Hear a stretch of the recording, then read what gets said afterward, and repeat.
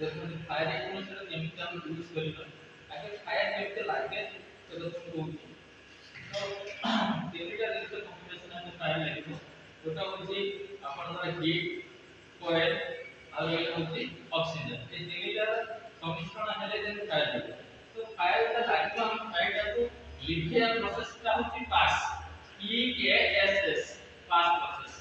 तो फास्ट पास प्रोसेस रो ऑप्शन कहूची तो फास्ट देखो एटा पास प्रोसेस रो फास्ट एटा होची ओपन द पिन जो पिन का अछि टैग लगाई तो ओपन द पिन तो काढी सेकंड टाइम होची एम आर बेस तो लागिबो बेस को एम आर करिवे तो तापरे ऑफ द फायर तो फायर बेस को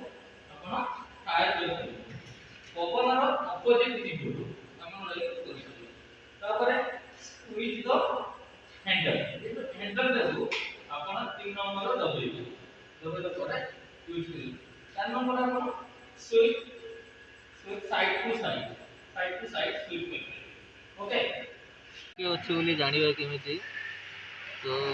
एतर पूरा ग्रीन लो अछि यदि रेड रो थांदा त एतर एमटी अछि ओके अछि बोली हम जानि जिबा ग्रीन लो अछि बोली एटा फुल अछि।